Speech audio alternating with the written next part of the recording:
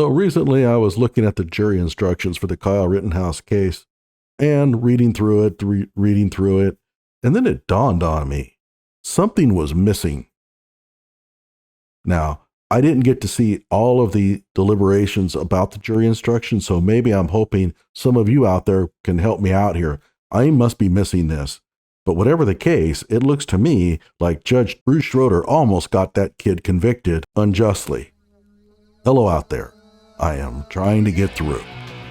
With his powerful brainwaves cradled in the warmth of reasoning, it's time for Johnny Walker Dredd to straighten you out on a thing or two. Emanating all the way from exciting Las Vegas, Oklahoma, it's the Johnny Walker Dredd Show. What's this all about?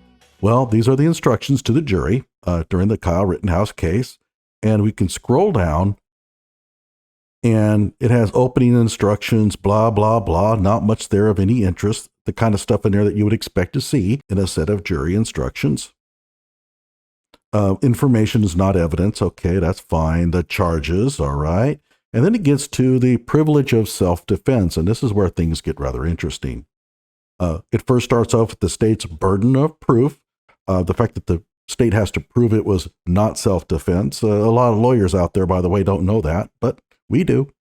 So we go down to the general principles of self-defense, and it states the law of self-defense allows the defendant to threaten or intentionally use force against another only if the defendant believed that there was an actual or imminent unlawful interference with the defendant's person, and the defendant believed that the amount of force the defendant used or threatened to use was necessary to prevent or terminate the interference, and the defendant's beliefs were reasonable. Okay, so we all know that. We've gone through that a million times on this channel.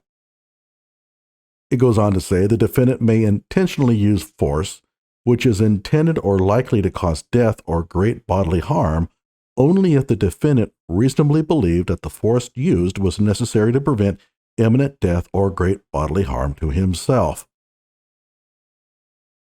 All right, now here's where things get interesting. Provocation.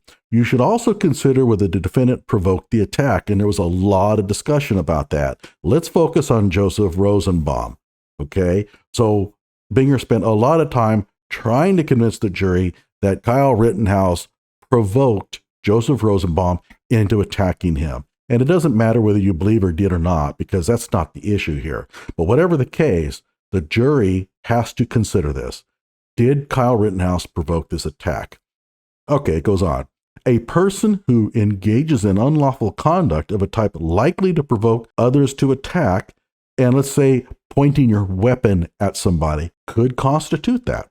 And who does provoke an attack is not allowed to use or threaten force in self-defense against that attack. And you all know what's coming. It states, however, if the attack which follows causes the person reasonably to believe that he is in imminent danger of death or great bodily harm, he may lawfully act in self-defense. That is the case here, okay? It's incumbent upon the defense to convince the jury that Kyle's decision to open fire on Joseph Rosenbaum was reasonable because he had a reasonable belief that Joseph Rosenbaum could do him serious bodily injury.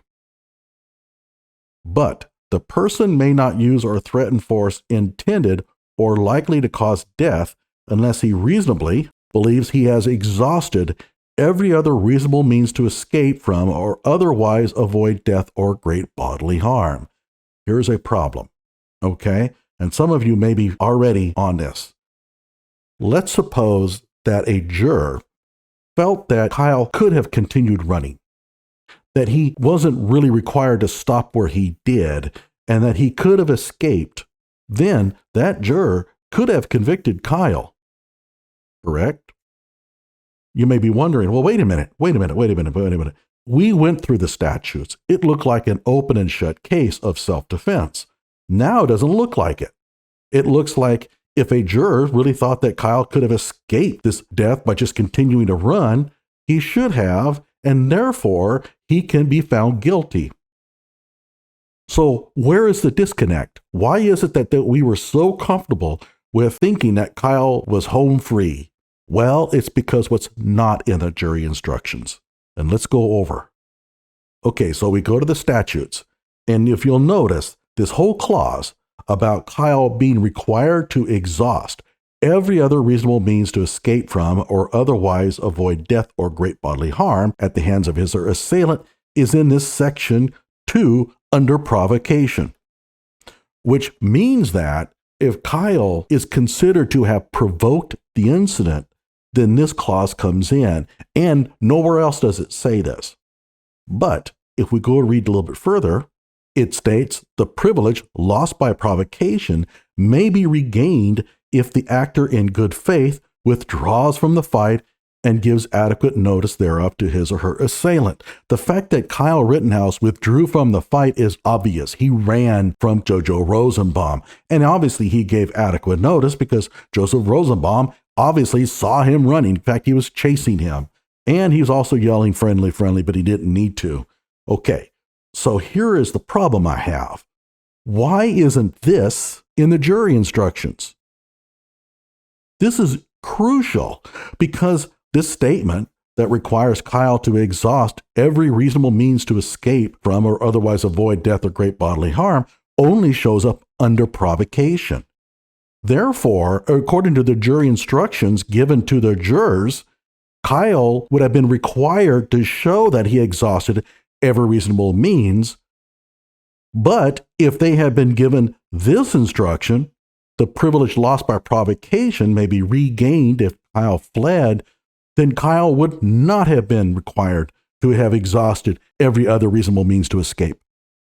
So let me give you an example. I'm a juror, I'm Johnny Walker Dredd, and I managed to get on the jury somehow. And in so doing, somehow along the lines, Kyle pissed me off. Okay, he got me mad. I want him now convicted. And I look at the jury instructions that were given to me. I could come in and say, well, Kyle provoked the attack, therefore he has to have exhausted every possible means of escape.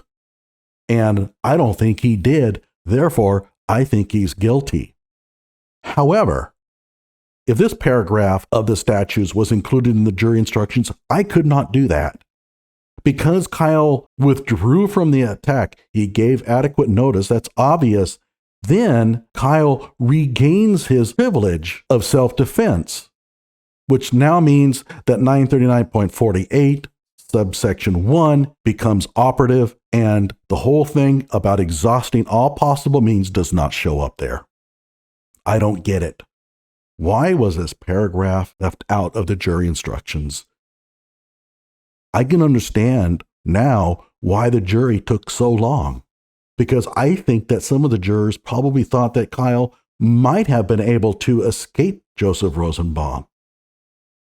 And they may have deliberated over a long period looking at the layout of where Kyle was, where he was running, was there anything in his way, when in reality it would not have mattered.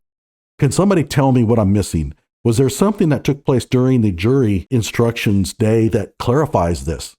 It makes no sense to me. Like my video, subscribe to my channel.